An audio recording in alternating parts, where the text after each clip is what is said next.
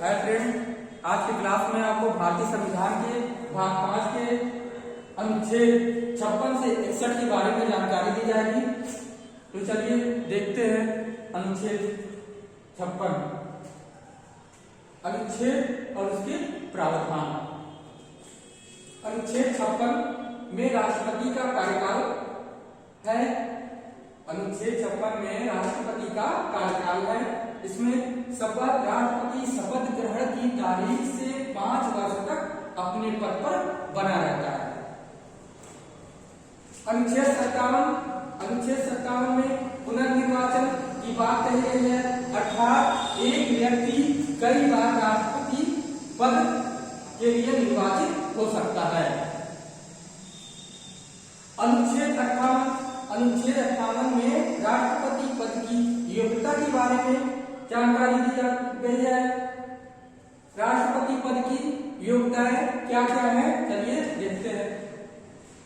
पहला, वह भारत का नागरिक हो, यानी राष्ट्रपति पद के लिए अगर कोई निर्वाचित हो रहा है तो उसके लिए निम्नलिखित योग्यताएं होनी आवश्यक है। पहला, वह भारत का नागरिक हो, 35 वर्ष की आयु पूरी कर चुका हो, कोई व्यक्ति जो भारत सरकार या राज्य सरकार या किसी स्थानीय या अन्य प्राधिकारी के अधीन कोई लाभ का पद धारण किए हुए है तो वह राष्ट्रपति का चुनाव नहीं लड़ सकता। कोई व्यक्ति जो भारत सरकार, राज्य सरकार, किसी स्थानीय या अन्य प्राधिकारी के अधीन कोई लाभ का पद ग्रहण किए हुए है तो वह राष्ट्रपति का चुनाव नहीं लड़ सकता। राष्ट्रपति, उपराष्ट्रपति, राज्यों के राज्यपाल तथा मंत्रियों के पद को लाभ का पद नहीं माना जाता है। अनुच्छेद 59 में राष्ट्रपति पद की शर्तों के बारे में बताया गया है कि राष्ट्रपति पद के लिए क्या क्या शर्तें होनी चाहिए। राष्ट्रपति पद के लिए शर्तें हैं, राष्ट्रपति संसद के किसी सदन या राज्य विधानमंडल के किसी सदन का सदस्य नहीं होगा।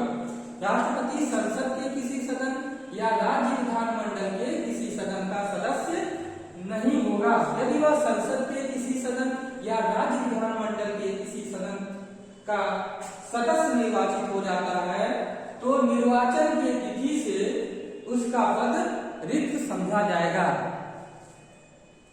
अनुच्छेद 59 में राष्ट्रपति पद की शर्तों के बारे में बताया गया है। राष्ट्रपति संसद के किसी सदन, राज्य विधानमंडल के किसी सदन का सदस्य नहीं होगा।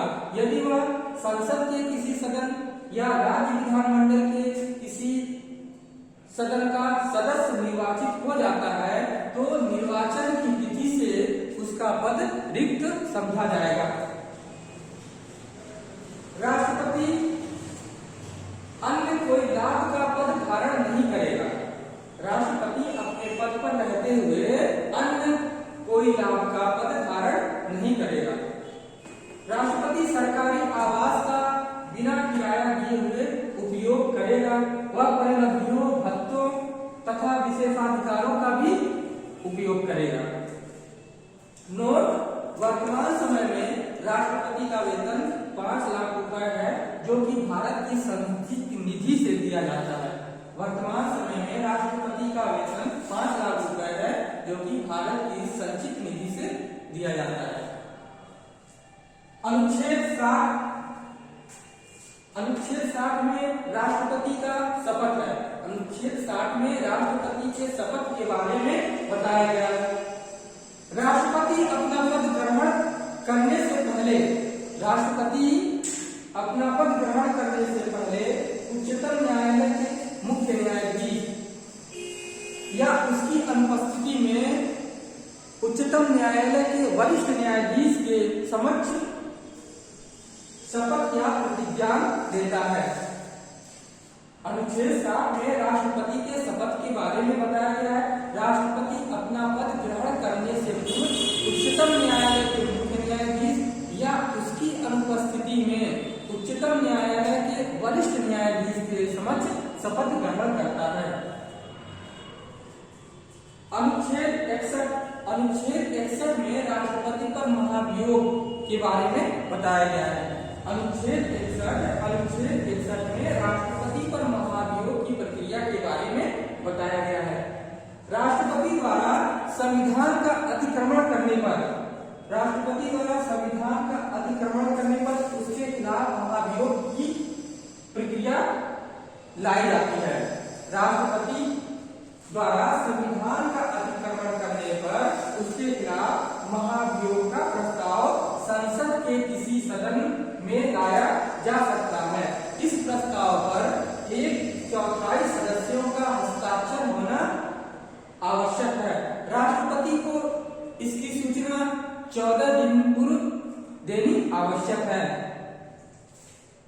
यदि पहले सदन में राष्ट्रपति पर आरोप पहले सदन में आरोप कुल सदस्यों के 2/3 बहुमत से, यदि पहले सदन में आरोप कुल सदस्यों के 2/3 बहुमत से पारित हो जाता है तो उसे दूसरे सदन में भेज दिया जाता है। दूसरे सदन में राष्ट्रपति को स्वयं अपने प्रतिनिधि के माध्यम से अपना पक्ष रखने का अवसर दिया जाता है। दूसरे सदन में राष्ट्रपति को स्वयं या अपने प्रतिनिधि के माध्यम से अपना पक्ष रखने का मौका दिया जाता है। यदि दूसरे सदन में भी कुल सदस्यों के 2/3 बहुमत से प्रस्ताव पारित हो जाता है तो राष्ट्रपति को अपने पद से मुक्त माना जाएगा। फ्रेंड्स, आज की क्लास में आपको अनुच्छेद 61 तक बता दिया गया था है। अगली क्लास में नेक्स्ट क्लास में आपको अनुच्छेद 62 के बारे में जानकारी दी जाएगी। धन्यवाद।